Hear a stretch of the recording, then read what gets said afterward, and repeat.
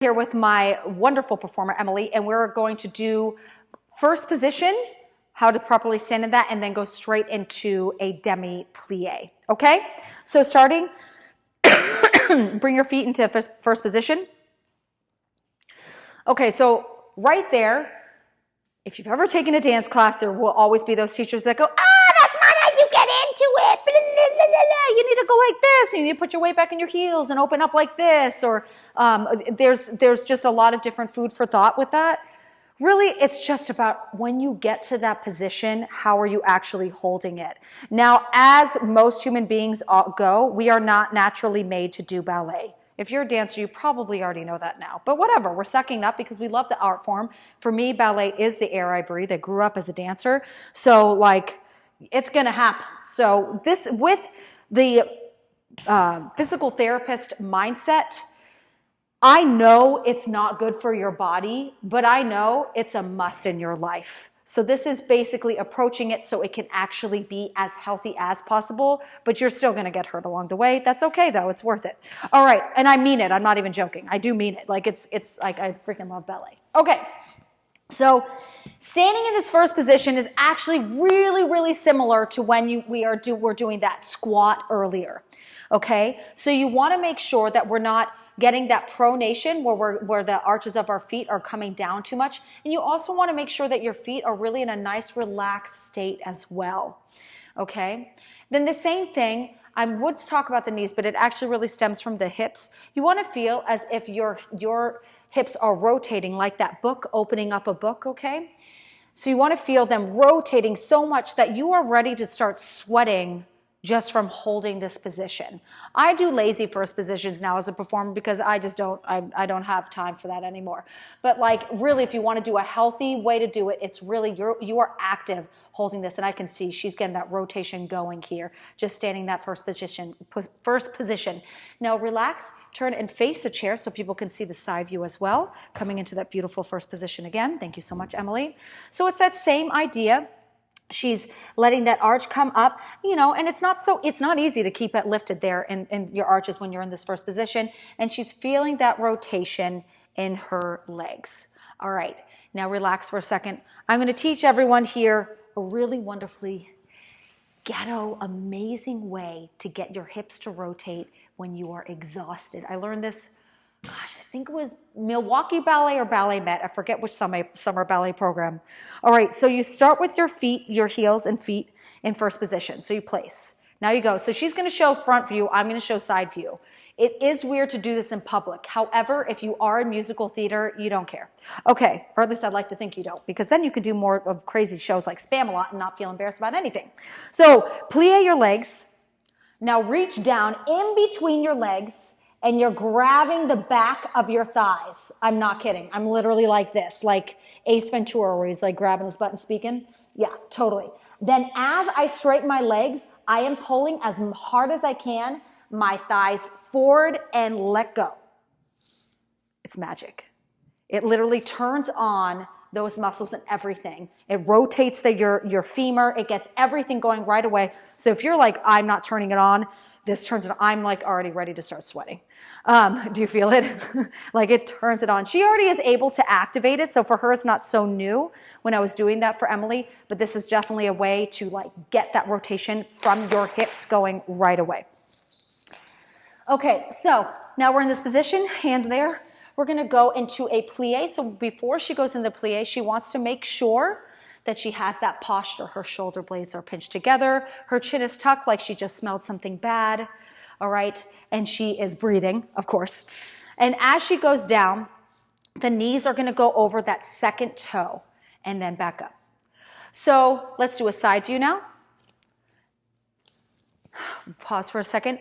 It is not easy to do this. Most ballerinas can't because we tend to overly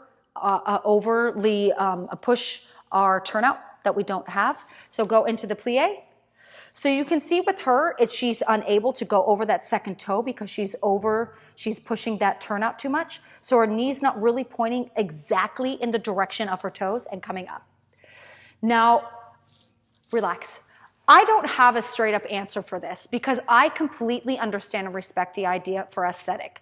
Now, as a physical therapist, my natural instinct would be to say, turn in a little bit more, but it feels awkward as a dancer to do it because you found this placement that is working for you. So I would actually spend more time working with the rotation of your hips and where you have tightness and weakness to get your rotation to match with where your feet are at. And I would spend time doing that rather than focusing down here at the feet, because that's not really acknowledging the problem, because this is going to be so subconscious for you at this point when you're coming to me that it's really going to just be training up here, and I think that's much more workable. Okay, so now let's go and let's do a grand plie. Let's, instead of you facing forward for this, let's just have you face this wall. All right, so in the grand plie, just go down, go all the way down and up. Let's just go for it, go for it. See, she has great, and come all the way back up. So she does a really, really good job with keeping her upper body straight up and down. That was absolutely stunning. Now let's have her face straight forward for the grand plie. All right, and go all the way down and up again, and then back up. Good. So now a thing that she can work on, because I saw a lot of really, really beautiful things happening here, is having those heels come up as last minute as possible. Like she does not want to say goodbye to it. All right, and go. Okay, and coming back up. Good, and you can relax. Now, for her, this is just something I can see. It was not easy for her to make that change. I would look to see how much she can flex her feet in the first place, because I'm seeing a limitation in her being able to keep her heels down for a longer period of time. And that's because there's a limitation in flexing her feet, which is a very, very common thing that I do work on with dancers and performers alike, because we do so much pointing of our feet. Doing the opposite motion, especially in plies and grand plies, is extremely, extremely common. So those are things for you to think about when you are doing a grand plie. I didn't go into as much depth as I did with this squat, because that really did cover so much. But you would definitely take note of all those postural things, all those things going on at the hips. If your butt is sticking out a little bit more, that could be because of hip flexors. There's a lot of things that you can take note of when you're even doing a plie to see where you might need to work on things. All right, now I'm just going to jump straight into... Wait. Okay, now we're going to be going into heel raises. Okay, so we're going to start first with Emily's feet in parallel. So just bring those feet underneath your hips. So not toes and heels together. So let me come up here and get... Great. All right, and good. Just making sure it's even. All right, so let me just say a couple things before she does it, because she might just do it perfectly on first go, because Emily's a little too good. All right, so when she comes up with her heel rise, you want to make sure, and we're starting at the feet first, so the first thing we're going to look at, that the heels aren't going out and they're not going in. They're just going straight up and down as we're doing that heel rise. All right, that's your first thing to think of. And go.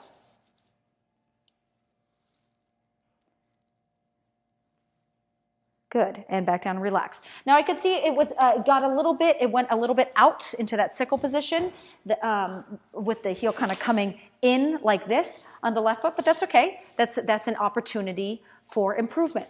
Okay, she focused on, it was my next correction, but when she went up, you're only going to do this one time. When she went up, as she lowered down, she went slowly. All right, go up. And she did a very slow control going down. Good, and relax. So a big thing with going slowly down is where you can really take advantage of strengthening your muscles in the back, especially the posterior tibialis. The post-tib is a very common spot for dancers specifically to get tendinitis. So that is a very important thing to take note of when you are in your regular dance class if you are plopping down, because you're losing that opportunity to continue that strength and control of that muscle in particular. Okay, the next thing, as you're going straight up and down, it's a very simple thing, but you want to feel a rotation in your hips so that your knees are going straight forward. So even though you are going straight up and down and your toes are pointing straight forward, you still need to rotate those hips in order for your knees to be tracking properly. All right, with that focus now, please go straight up and down. And down. Good. And I can definitely see just from observing this where she's still struggling with her feet, that is definitely symbolic of the weakness in her glutes. A very, very common thing in performers. Have I said that enough? Wah, wah, wah, wah, wah. Okay, now let's have you face this wall. Good. And we're going to go back up and down. Now I really want you to feel more in your lower abdominals, that kind of scooping that we talk about a lot. But with that scooping happening, I don't want you to be tucking your pelvis. Would you mind tucking your pelvis for me, please? Like exaggerating that. I don't want that. Now come back to that neutral. I also don't want to do that lordotic posture like this, okay? And come back to that neutral. So you really need to find that neutral position, okay? It's not easy to find. Now from here, we have this rotation here, your knees coming straight forward. That pelvic position, go straight up and down to demonstrate it, please.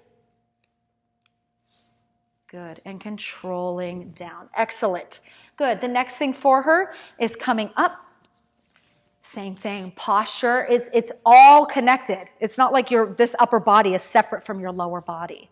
So definitely keeping this strong here, down and in, and then feeling as if you smelled something gross, so your chin comes in. Good, and go back up and down one time. Up and down. Good, and I can see already from her, she's getting a little bit of lean back as she's coming down. I wouldn't necessarily, you can relax. I wouldn't necessarily say that's a weakness in abs. Sometimes people point out and go, oh, your abs are so weak. It really could be just a misalignment from weakness in different areas where her body's trying to find that center, okay? And that is it. That concludes my little module here, my section here on doing the heel raise. If you have any questions or anything, we can definitely talk about it privately or when we meet up for the group chat.